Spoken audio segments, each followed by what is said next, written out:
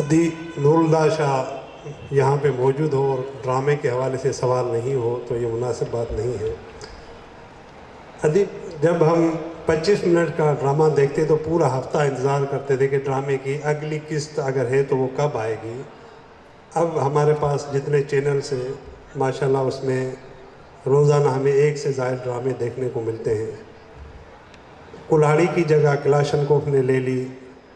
موضوعات کے حوالے سے سوشل ریئلزم کے حوالے سے ہم کس جگہ پر ہیں وہ آپ سب. تو اس کی وجہ کیا ہے کہ جو دیکھنے والا ہے اس کے ٹیسٹ میں کوئی تبدیلی آئی ہے. لکھنے والے کا مسئلہ ہے, پروڈکشن کا مسئلہ ہے, کمرشلزم کا مسئلہ ہے. سندھی ڈرامے کے ساتھ پرابلم کیا ہے؟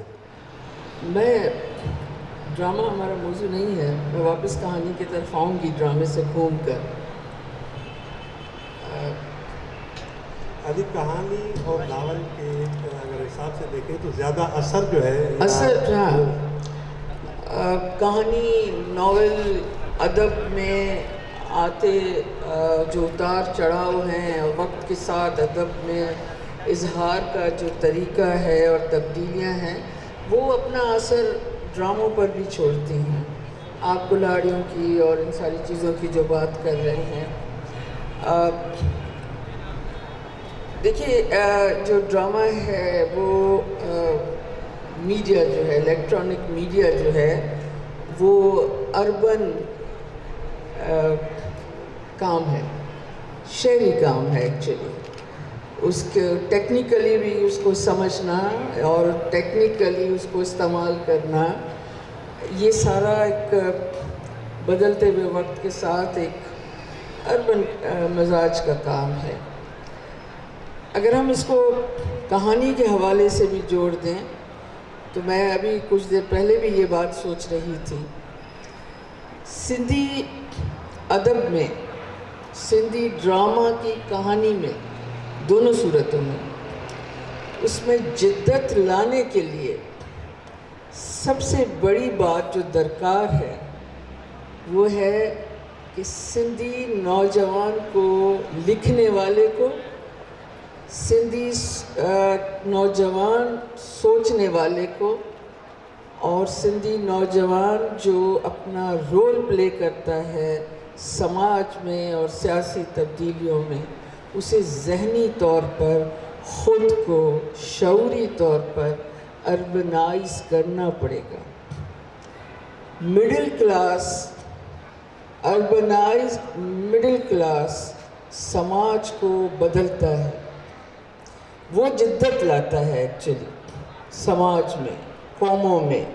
زبان میں بھی جدت وہی لاتا ہے کیونکہ اس کا انٹریکشن کئی زبانوں سے ہوتا ہے اور زبان میں جدت آنی چاہیے. اس کا راستہ روکنا بہت ہی خطرناک اور غلط کام ہے. آپ کر بھی نہیں سکتے, کسی بھی چیز کو آپ ٹھہرے ہوئے پانی کی طرح روک نہیں سکتے. لیکن جس چیز کی کمی ہے, جس چیز کی تلاش ہے ہمیں, وہ مزے کی بات ہے. میں اردو نوجوان آج کے لکھنے والے اور سوچنے والے, چاہے وہ ڈرامہ کی کہانی لکھتا ہو چاہے وہ ادب کی کہانی لکھتا ہو, اس کے پاس جس چیز کی کمی ہے وہ ہے زمین کے ساتھ رشتہ جوڑنا. پھر اس کے بالکل الٹ آپ چلے جائیں, سندھی لکھنے والے کہانی کار اور ڈرامہ لکھنے والے کہانی کار جو ہے اس کے پاس جس چیز کی کمی ہے وہ آگے کی طرف اربنائز ہو کر اپنے اظہار کے راستے کھولتے ہوئے ہچکچا رہا ہے. اسے اجنبیت محسوس ہوتی ہے وہاں پر, وہاں اس کے اندر ایک بٹرنیس آ جاتی ہے کہ اندیکھی قوتیں, سماج کی اندیکھی قوتیں میرا راستہ روکتی ہیں, وہ مجھے انکریج نہیں کرتی ہیں.